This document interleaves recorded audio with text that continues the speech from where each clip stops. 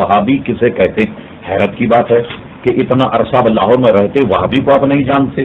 اصل میں ایک شخص تھا کوفے کا رہنے والا جس کا نام عبد الوہاب تھا۔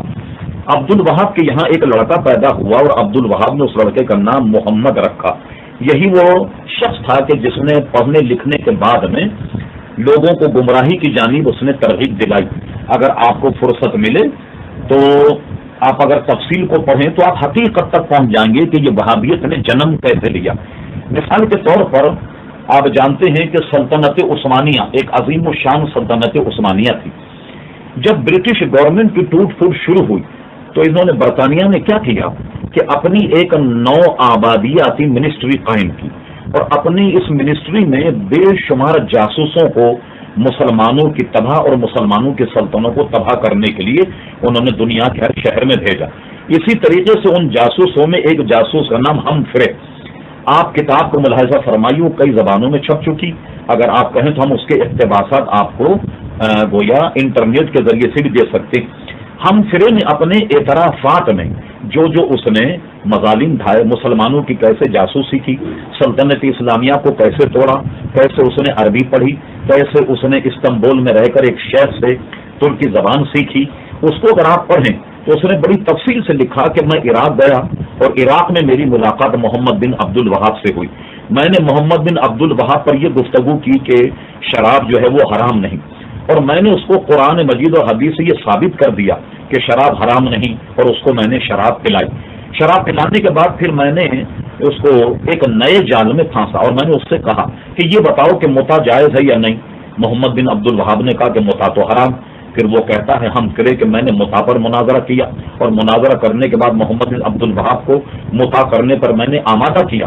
اور اسی طرح نو آبادیاتی منسٹری میں ایک بہت حسین جمیل ایک عورت تھی جو ہمارے ساتھ جاسوسی کام کرتی تھی، تو میں نے اس سے اس کی شادی بھی کرا دی، تو اس نے گویا متع بھی کروایا۔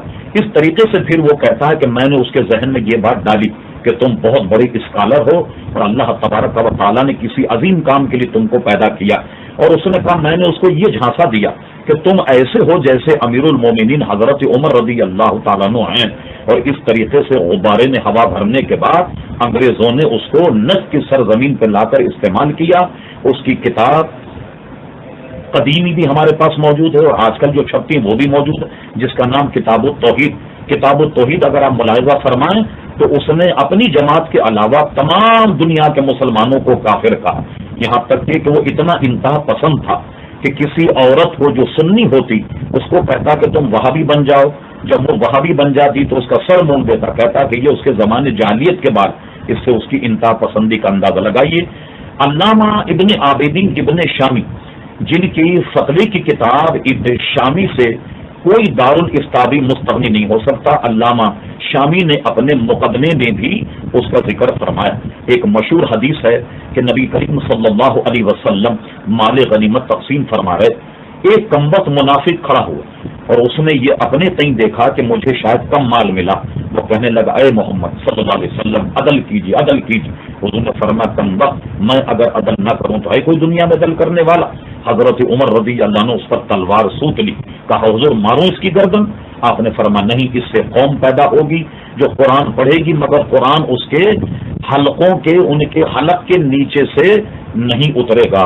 انوار احمدی ایک بڑی مشہور کتاب ہے، حیدرآباد دکن کے ایک بہت بڑے عالم تھے حضرت علامہ مولانا انوار اللہ صاحب فاروق رحمت اللہ تعالی علیہ، اس کتاب پر حاجی امداد اللہ مہادیر مکی رحمت اللہ علیہ کا حاشیہ۔ دنیا بھر کے وہابی حاجی امداد اللہ مہادیر مکی کو اپنا پیشوا اپنا امام مانتے ہیں۔ انوار احمدیہ پر حاجی امداد اللہ کی تقریر ہے اور اس میں مولانا انوار اللہ صاحب نے لکھا کہ جس شخص پر حضرت عمر رضی اللہ عنہ کے قتل کرنے کے لیے تلوار سوتی تھی اسی کی اولاد سے محمد بن عبد الوہاب پیدا ہوا، اور اس لیے چونکہ وہ ابن عبد الوہاب کہلاتا تھا لہذا اس کے ماننے والے کو لوگ وہابی کہنے لگ گئے۔